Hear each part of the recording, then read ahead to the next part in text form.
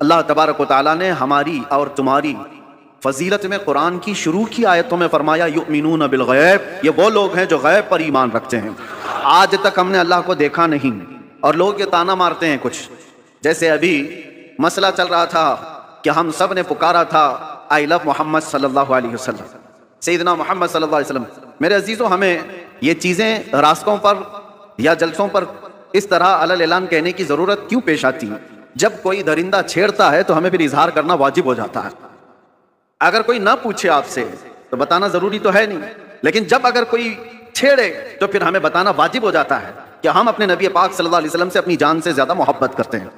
تو کسی ایسے ہی کیڑے مکوڑے نے یہ سوال کیا تھا سوشل میڈیا پر کہ یہ مسلمانوں کو دیکھو جگہ جگہ یہ پرچم اٹھائے ہوئے ہیں کہ اپنے نبی سے محبت کرنے کی بات کرتے ہیں، ان سے ذرا پوچھو کیا انہوں نے اپنے نبی کو دیکھا ہے؟ جس سے آئی لو محمد کہہ رہے ہیں، کیا محمد صلی اللہ علیہ وسلم کو انہوں نے دیکھا ہے؟ اس ظالم کو تو میں یہ جواب دیتا ہوں، بن دیکھے جب یہ حال ہے۔ ارے دیکھتے تو بات الگ تھی، سر ہتھیلیوں پر لے کر کھڑے ہوتے ہیں۔ بنا دیکھے یہ حال ہے کہ ہم اپنی ماؤں کو اور اپنے باپ کو بچپن سے دیکھا ہے، باوجود اس کے ہم اپنی ماں اور باپ سے زیادہ اپنے نبی سے محبت کرتے ہیں۔ یہ اللہ تبارک و تعالیٰ کی طرف سے ہمیں عطا کیا ہوا ہے۔ میں آپ سے یہ بات کہنا چاہتا ہوں کہ دنیا اسی میں پریشان ہے کہ ایک ایسی قوم ہے نہ اپنے خدا کو دیکھیے نہ اپنے نبی کو دیکھیے، لیکن دوسروں کی بنسبت اس قوم کا حال یہ ہے، دوسروں کو پرچار کر کر کے بلانا پڑتا ہے، اور یہ بنا اعلان کے جمعہ میں بھر جایا کرتے ہیں۔ آج تک کبھی جمعہ کا پوسٹر لگتا ہوا دیکھا آپ نے کہ اس مسجد میں جمعہ کی نماز ہونے والی ہے؟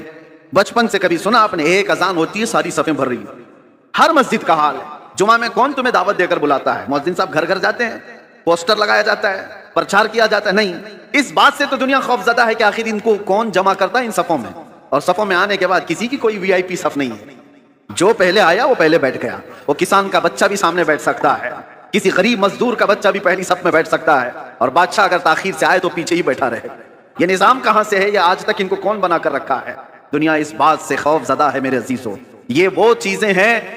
جارج برنارڈ شاہ ایک بہت بڑا مورخ ہے انگریز، اور اس نے یہ لکھا ہے کہ بہت سارے دنیا میں ریگولیشن آئے، دنیا میں بہت سارے انقلاب آئے، بڑی بڑی شخصیتیں آئیں، جیسے مارکس کا، لینن کا، اور بھی کئی ایسے بڑے بڑے شخصیات آئی، انہوں نے دنیا کے نظام کو بدلنے کی کوششیں کی، لیکن ان کا انقلاب، ان کا ریولیوشن 100 سال سے زیادہ تک نہیں چلا۔ ان کے اپنے شاگرد جب تک تھے تب تک ان کے انقلاب میں دم تھا۔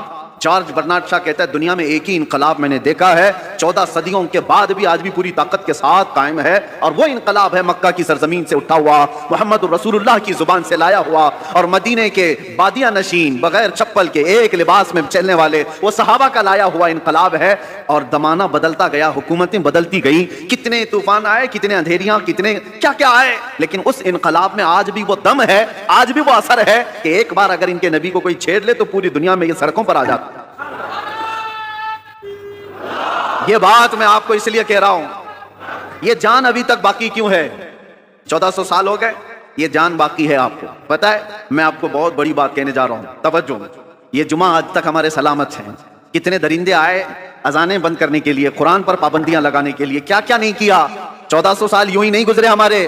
لوگ کہتے ہیں آج حالات خراب ہیں، اس سے بھی بڑے حالات خراب ہو کے گئے۔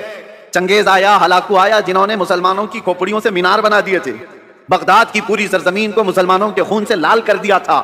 اس وقت جب اسلام نہیں رکا تو آج کے نشیڑیوں سے کیا اسلام رکے گا؟ کچھ نہیں ہونے والا ہے، لیکن حالات آئے اور گئے۔ لیکن آج تک یہ جو جان باقی ہے، کون تمہیں جمع کرتا ہے آج؟ ویسے تو مسلمان کسی کی جلدی ماننے والے نہیں، کسی کو قائد بھی نہیں مانتے۔ کوئی ہمارا ایک لیڈر ایسا ہے نہیں جو سب کو جمع کر دے، اس کے باوجود بھی ان صفوں میں کون جمع کرتا ہے؟ امام کی بھی وہ حیثیت نہیں ہے تمہیں جمع کرنے کی۔ امام کی حیثیت کو کیا ہے وہ تو ہم جانتے ہیں۔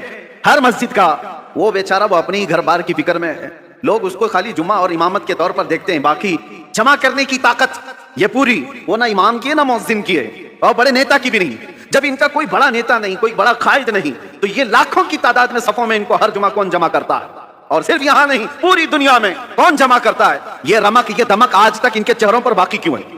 آج پوری دنیا تمہیں آتنکواد کا ایک لیبل لگانے کے لیے کیا کیا نہیں حرب استعمال کیا، پوری میڈیا کا استعمال کیا۔ داڑھی دکھے تو لوگ کہیں ٹیررسٹ ہے، ٹوپی دکھے تو لوگ کہیں ٹیررسٹ ہے، سب پروپیگنڈے کے باوجود نہ ٹوپی اتری نہ داڑھی اتری۔ آج بھی ہے یا نہیں ہے؟ اس لیے میں بتانا یہ چاہتا ہوں کہ یہ رمق، یہ دمک، یہ جان آج تک باقی کیوں ہے؟ اس لیے کہ ہمارا رسول زندہ ہے تو دین بھی زندہ ہے۔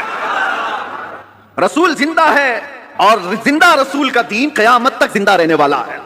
ہمارے اندر جو زندگی باقی ہے نا، یہ جو رمق دمک ہے، یہ جو کچھ بھی چمک دمک ہے، صرف اس لیے کہ وہ جو نہ تھے تو کچھ نہ تھا، وہ جو نہ ہو تو کچھ نہ ہو، جان ہے وہ جہان کی اور جان ہے تو جہان ہے، وہ ہیں آج بھی ہمارے درمیان. اسی لیے اللہ کے بڑے عذابات نہیں آتے. قرآن میں اللہ نے فرمایا وَمَا كَانَ اللَّهُ لِيُعَذِّبَهُمْ وَأَنْتَ فِيهِمْ، اللہ اس قوم پر ویسا عذاب نازل نہیں کرے گا جیسے پچھلی امتوں پر کرتا تھا، اس لیے کہ ان کے بیچ میں میرا محبوب آرام فرما ہے.